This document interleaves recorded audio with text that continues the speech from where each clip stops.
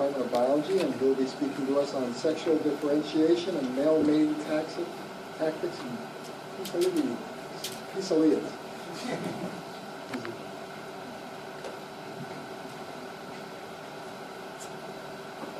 Hi everyone. Over the course of the last few weeks, I was awarded the privilege of working in the evolutionary biology laboratory and vivarium with Dr. Resnick, and where we investigated sexual differentiation and male mating tactics in Pisoliidae fish family.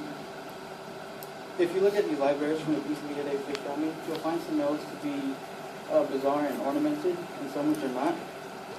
By ornamented, I'm referring to the analyzed dorsal fins of the two-toed fish, or the swordtail in this bottom left fish. And the question here is, why do these differences exist? At first glance, it may seem that between species there are fixed differences in males, but really they aren't fixed. These are predominant differences, and very often you get subtle variation within a species.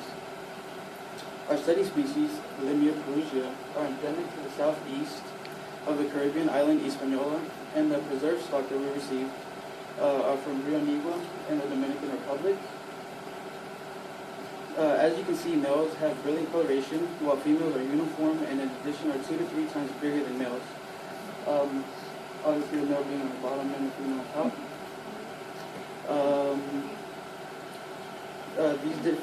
This occurs because at sexual differentiation, all males cease their growth due to the activity of testosterone, whereas the uniform females continue to grow after reaching sexual maturity. Now you may ask, why Limia perugia? Well, other than the apparent reasons of them being small and their environments being easily manipulated, we picked a species where male size is highly variable, but also looked at intraspecific variation. It happens that these animals are in a genus that has the most highly ornamented males with the most elaborate courtship, and courtship is a male mating tactic that will later be explained. In our preserved stock, we received 506 fish, 133 of which were mature males, and being the only ones we used. There are 4 stages to maturity, all being depicted here by the male's gynapodium. At the top left picture, stage 1 is an immature male, and at maturity is at stage 4, and you can tell by the development of the hood over the tip of the gynapodium. And the gynapodium is the male's reproductive organ. The next set of pictures are of self and mollies, and I use these pictures to display exaggerated ornamentation. The mature male on the left is relatively small, with a small dorsal fin, and in contrast, the male on the right is bigger and clearly exhibits exaggerated ornamentation, as you can see the difference by the white line of the dorsal fin size.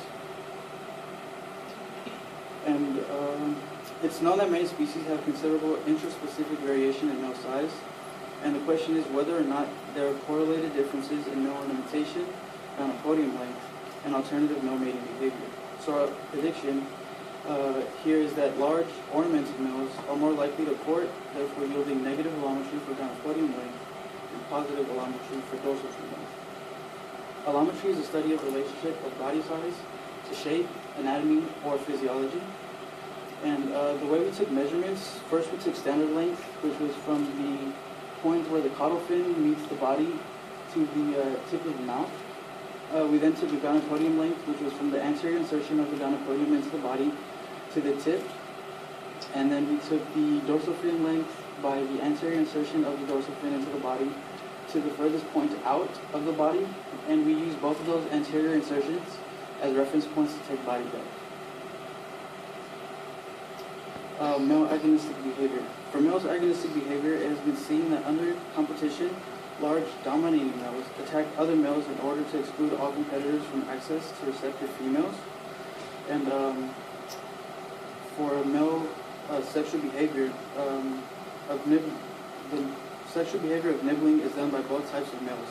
Small males do contact nibbling, which is an attempt to maintain contact with the female's genital pore by continuously touching it with their mouth. And on the other hand, identification nibbling is done by the large males and is displayed by probing to see whether or not the female is in the receptive phase of her ovarian cycle. There are 2 different types of male mating tactics, each done by either the large or small male. The large male court females in a conspicuous manner, nibbling on the female's genital pore and repeatedly touching it with their mouth. At this point, the female usually swims away, and the male then corners the fleeing female in order to present himself in front of her with all his fins spread and his vertebral column sigmoidally curved.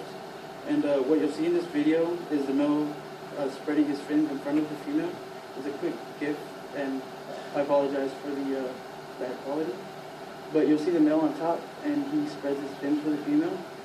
I guess it didn't pretty much work, but one more time, spread his fins. And here's the next mating tactic called the sneak chase method, or covert copulation. That's the female being chased around by a male. And as you saw in the video, small males follow the females, nibbling and finally attempting to inseminate them with their gonopodial thrusts. And this is often done without the female's acceptance.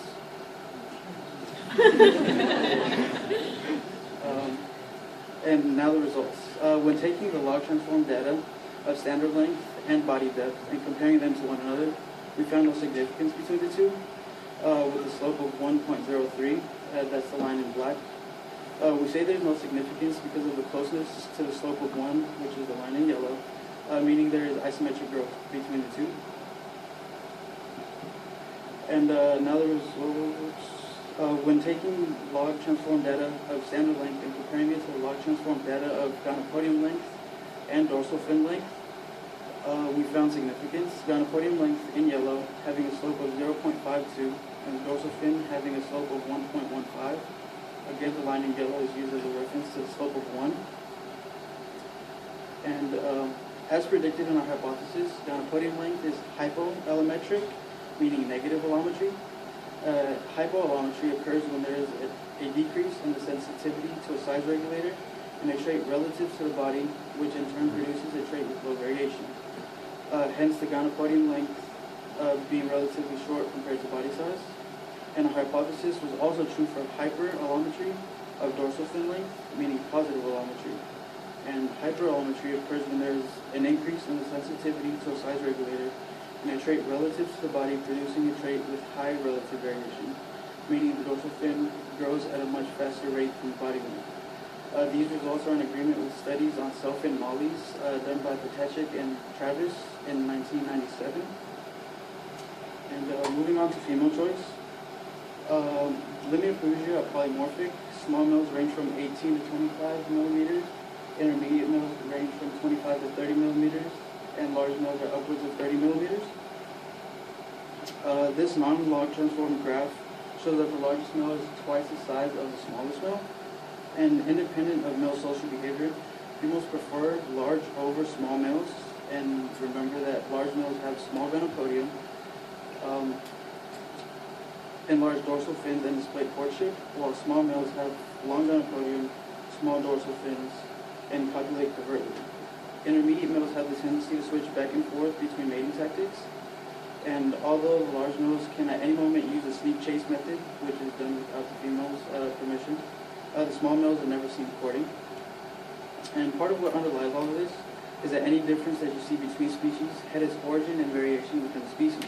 We don't know its ancestral or descendant, and our best guess is that the ancestral trait would be males that aren't ornamented and have long gonopodium and don't court. And the more brightly colored fish were derived from that kind of ancestor. In summary, the dorsal fin length grows at a faster rate than gonopodium length with respect to the body, and body depth grows isometrically with the body. Large males are ornamented and display courtship, and small males are unornamented and copulate covertly. Future research we have already begun involves looking for similar patterns in different species of the same genus. And that concludes my presentation.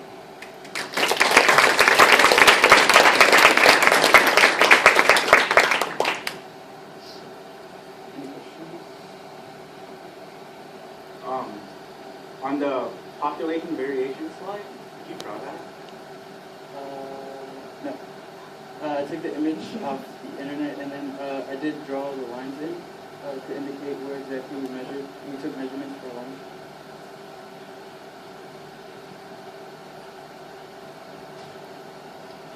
You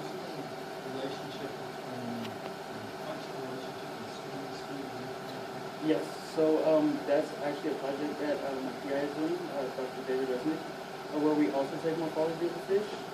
And normally for this, we see in low in hybridation waters that the caudal fin, which is the, can't really get it, but it's right here. It'll be either thickened or elongated. This is to either swim away really fast from predators, or if they're in low predation waters, then they'll be pretty much normal, and that usually changes depending on their environment.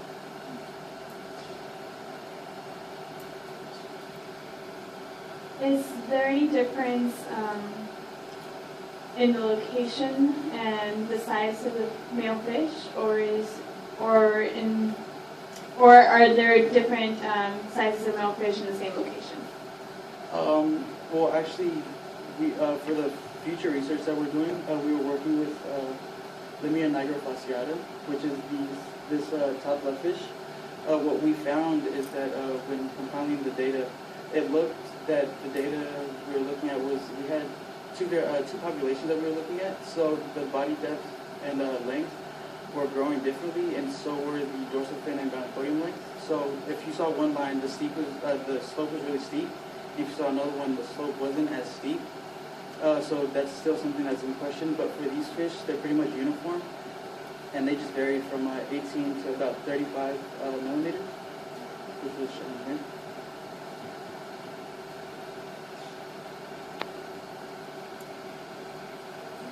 Just real quick, I'd like to actually verbally thank Ni Tran. Without him, this wouldn't be possible. My PI, Dr. David Resnick, and my awesome lab manager, Yuridia Reynoso. I'd also like to thank the mentors and the graduate students in my lab, and the entire Resnick lab. There's about 80 of us, I've heard. I've only met like 5. And then the Summer Bridge to Rise program and the U.S. Department of Education for funding this program.